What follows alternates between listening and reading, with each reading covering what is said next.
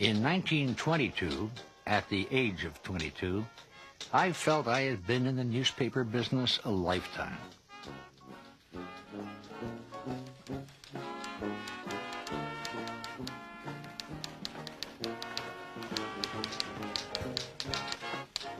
After all, I'd been working in the industry since the age of 12, as a delivery boy, a library clerk, photography assistant and copy boy, and finally, Kennedy! A reporter. We got City.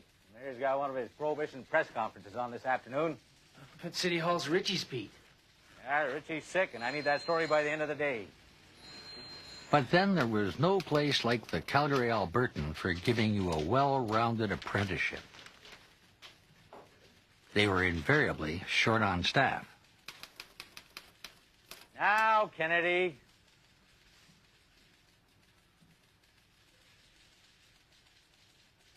So I covered Mayor Adams' press conference.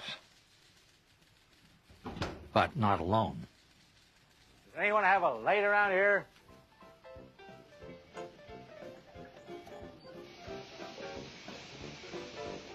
Chief Buffalo Child Longlance was a Cherokee Indian who'd come to Calgary from the famous Carlisle University of the United States. He'd come across the line early in the war to enlist with the Canadian Army and had returned as a captain in the 50th Battalion CEF of Calgary. When the battalion returned home, he was the one chosen to carry the colors into the Anglican Pro-Cathedral.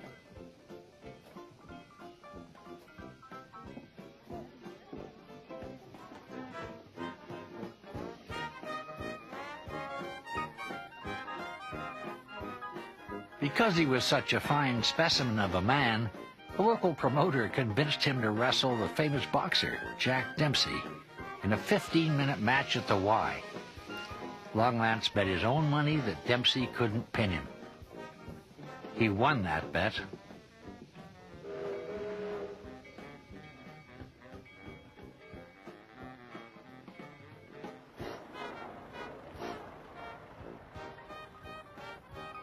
And he was my competition at the mayor's office.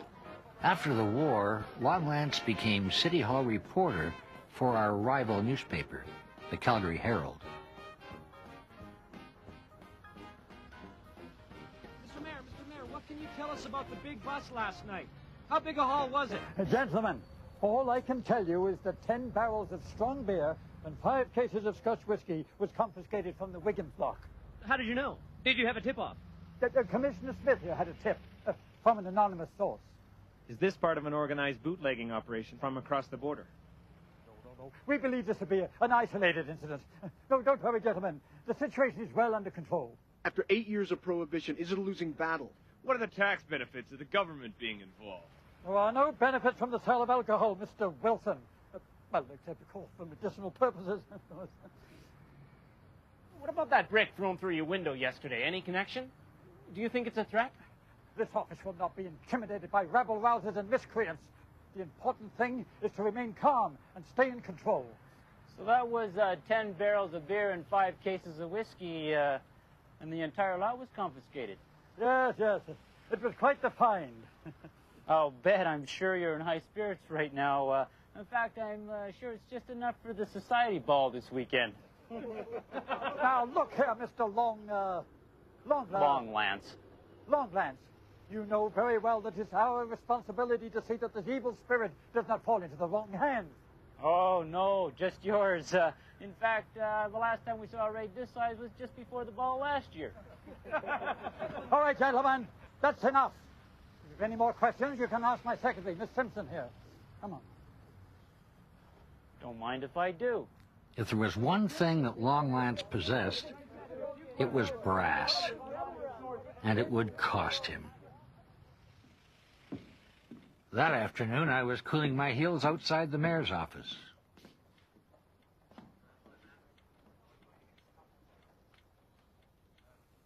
Hey, kid, what you doing? Waiting for the mayor? How long? I don't know, about 3 hours. They sure take their sweet time, eh?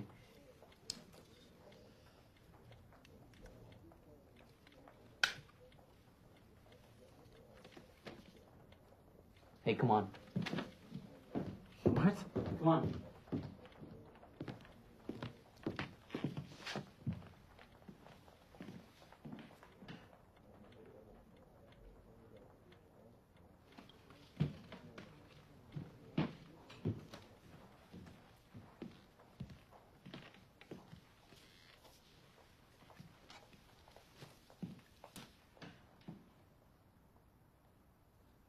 Over here. So what do you think of that Lila Simpson? Hold this. Lila, she's all right. I mean, what's this, a bowling ball? Yeah. Think she'd step out with me? Well, probably. Didn't you see the way she was looking at you? That's sparkler wire, isn't it? Like for fireworks? You're a real scholar, kid. What do you think? You'll be fired. Hell, they'll run you out of town. It's too quiet around here anyway. Didn't anybody ever warn you about playing with fire? Yep.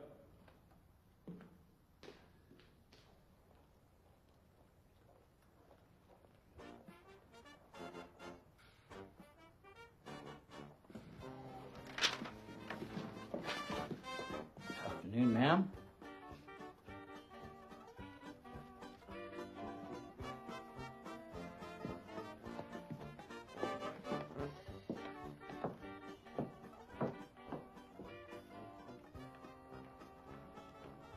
It's all clear.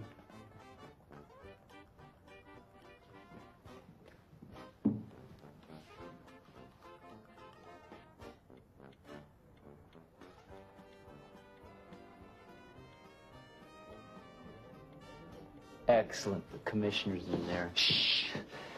So, what happens after they pick you up? Don't know.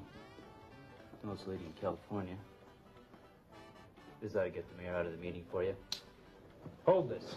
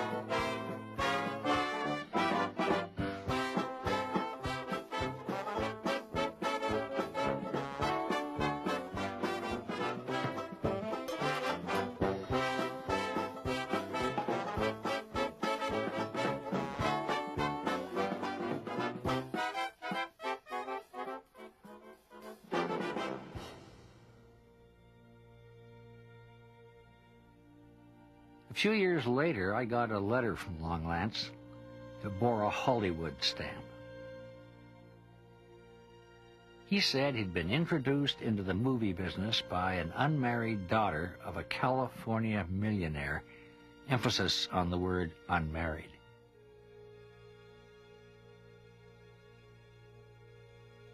He subsequently starred in a picture called The Silent Enemy, and later wrote his autobiography. Then in 1932, word flashed out of California. The body of Longlance had been found in a bedroom on the ranch of a California millionaire. He had been shot through the head.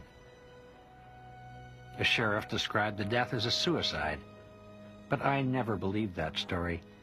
For one thing, Chief Buffalo Child Longlance was left-handed, and he'd been shot in the right side of the head.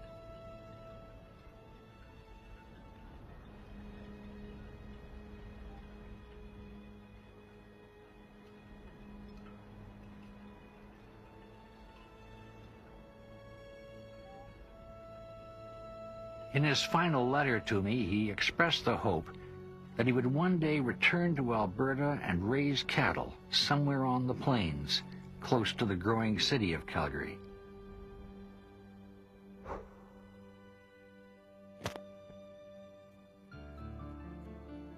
I'm still sorry he didn't make it.